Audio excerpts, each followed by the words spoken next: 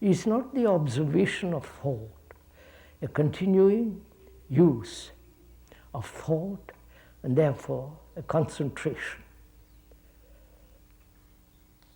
Is not the observation of thought a continuation of continuing use of thought and therefore a contradiction, not concentration, a contradiction?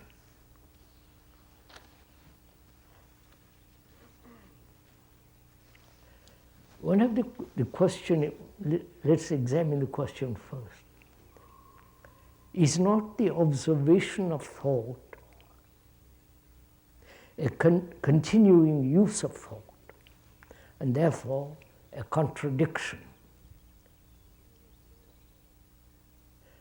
When you observe that tree,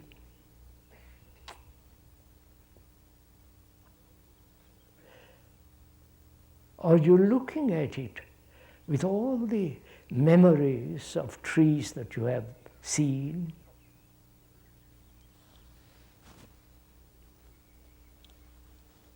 With the shade under the tree under which you perhaps have sat, and the pleasure of a morning,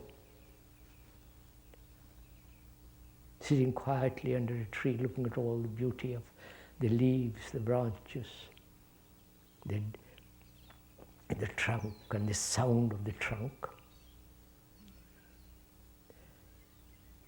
When you observe all that, are you observing through words? Or are you observing through remembrances?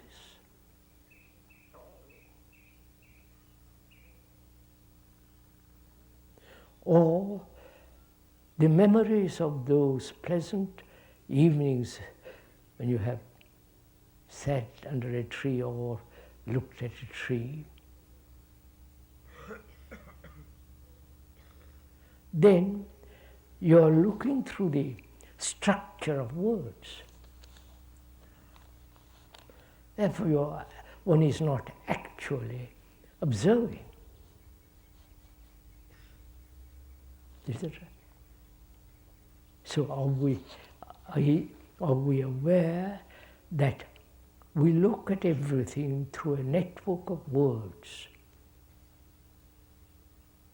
Words being the past meaning, the usage of certain words with their content, with their remembrances and so on. That is, are you looking at a tree or a single star in the heaven, as it was last night with a new moon and a Venus together? Are you looking at it with words?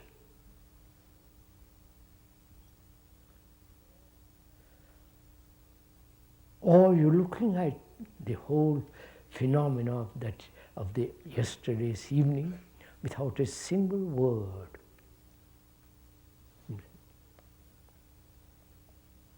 So is observation, a perception, a process of thought, which is a verbal communication to each other, the usage of words which contain the past memories and incidents and so on, or there is pure observation without time,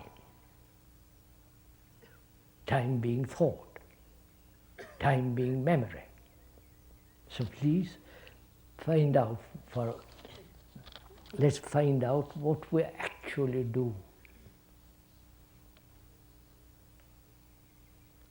Can we look at a person with whom we have lived for a number of days or years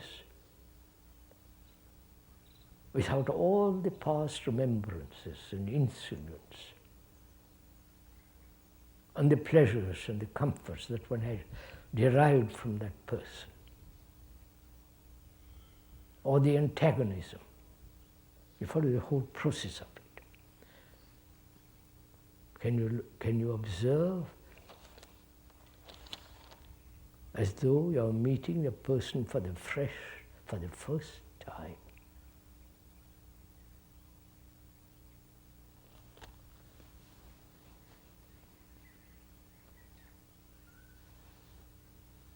You may remember his face or her face. Of course, that is necessary, otherwise rather troublesome. But to look at a person, to be so sensitive to a person, and that sensitivity is not possible if you're always,